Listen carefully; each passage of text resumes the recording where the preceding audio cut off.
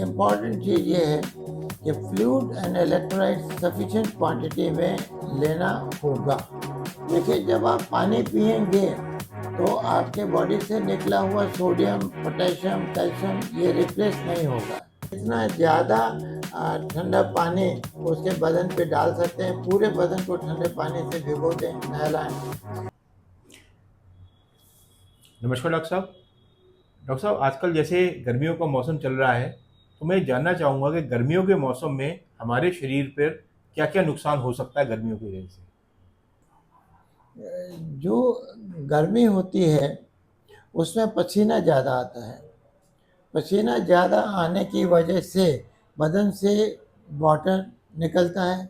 जब वाटर निकलता है तो उसके साथ में electrolytes, sodium, potassium, calcium, magnesium ये सब भी निकलते हैं।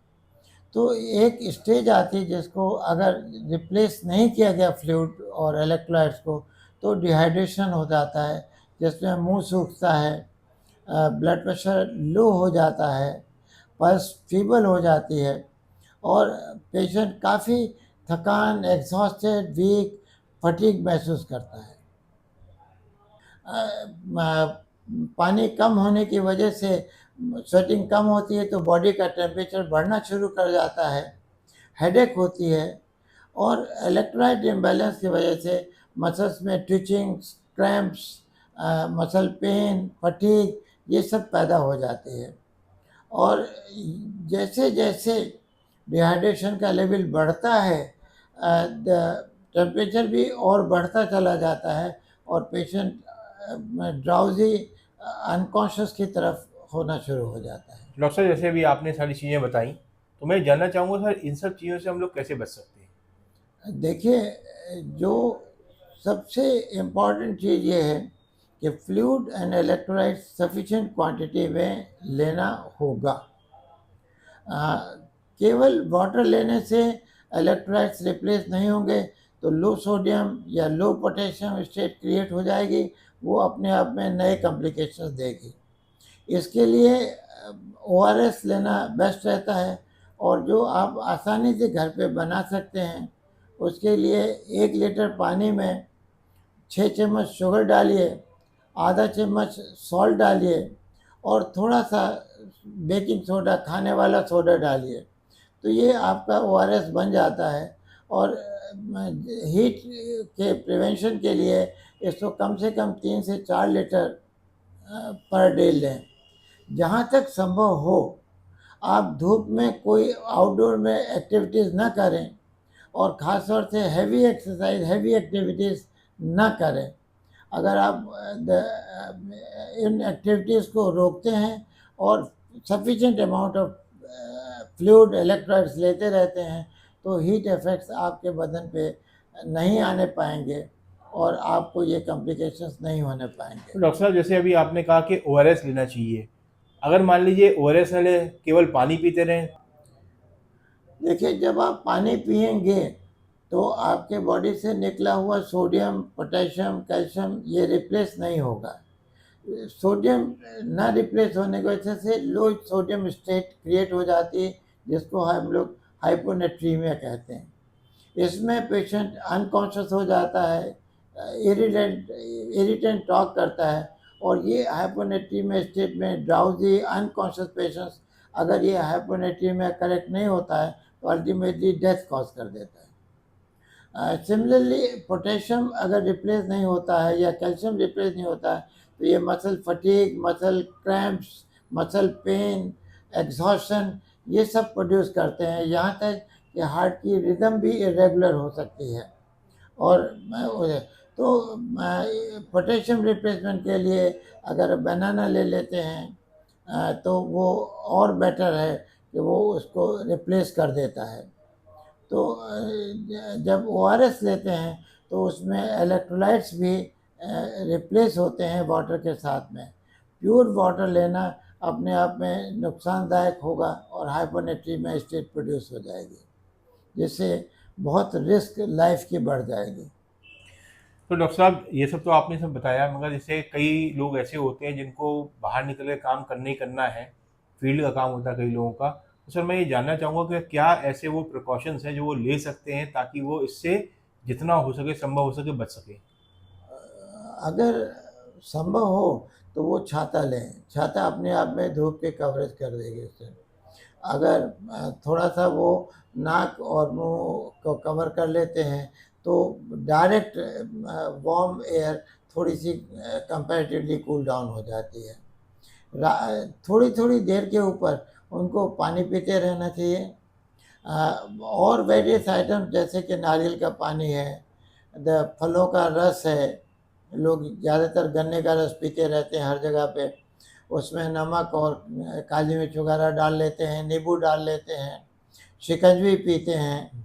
ये चीज़ें पीते रहना चाहिए। मट्ठा पीते हैं, सॉल्टेड मट्ठा पी लें।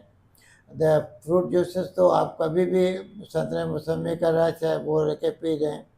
तो अगर वो इस टाइप से लेते हैं जिसमें कि सॉल्ट है, दे वेरियस मतलब पानी है, अगर ये सब लेते रहते हैं तो उनको लू लगने के चांसेस कम हैं। और जितना कम स्ट्रेनस एक्टिविटीज़ करें उतना बेटर रहेगा।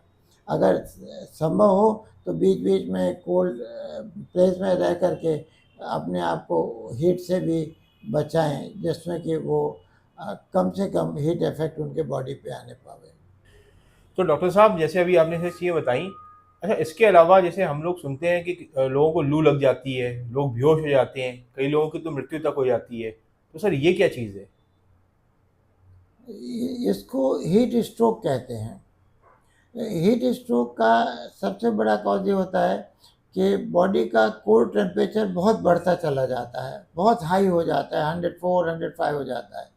और इसका सबसे बड़ा रीज़न ये होता है कि पसीना नहीं आता है, और पसीना ना आने की वजह से बॉडी कूल अप नहीं हो पाती। जब बॉडी कूल नहीं होती है तो कोर टेम्परेचर बहुत हाई हो जाता है, विद द रिजल्ट कि बॉडी के ऑर्गन्स के फंक्शंस सब डिस्टर्ब हो जाते हैं। बॉडी के कॉन्शियस द पेशेंट अनकॉन्शियस हो जाता है, झटके आने शुरू हो जाते हैं।